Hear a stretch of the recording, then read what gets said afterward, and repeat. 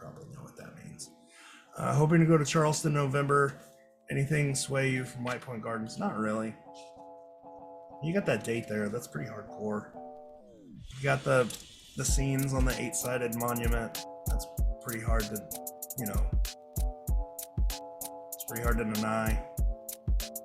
I don't know. Like, the thing is, we don't exactly know how these things work, so who's to say, really? I think if, I mean, the three that are solved basically the same way, and they're really close. Like, the start and the finish is really close. But who's to say? I don't know. Who's to say they all kind of work like that? Who's to say one doesn't jump you across the city, like from one clue to the other, jumps halfway across the city? I think that would be difficult and it would be weird, but I guess it's possible. I don't know. What do you think? I know, like, what's it, Washington Square Park? The people have been digging in.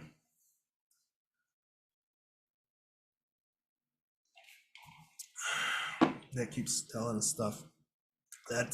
But like, the comments Nick's making is the problem with the back of the book, people.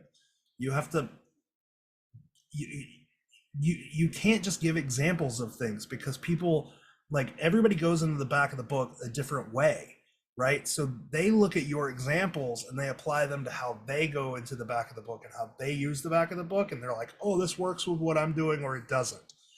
So what you have to do is put people in a frame of how the back of the book is used. You have to give like an overarching, an example. Here's an example. Here's how The Secret is commonly used. You take a painting, you pair it to an image that gives you a location, and then you you take a verse, you pair it with a painting that gives you a location. You use the verse to go down a path to find the cask. That's the overarching structure of how The Secret is commonly used. When you're explaining the back of the book, you also have to explain the overarching structure of how you use it to people, or they just go, like you said, page 221, 222 is big for origin. Like, what does that mean? We don't have your overarching structure, so we don't understand. You have to take a step back and assume we know nothing about the way that you're looking at the back of the book, and then explain to us how to look at it through your eyes. I feel like that's why so many of the alternate city people are dismissed and the back of the book people are dismissed, because they don't explain how they ended up somewhere. They just go, look, this looks like this. You know, they don't explain their overarching sort of structure. And when you're just like, this goes with this, it can be easily dismissed. It could, like, when you're fighting with subjective examples, your example could be easily dismissed with something the person you're arguing with finds more subjectively correct. Does that make sense?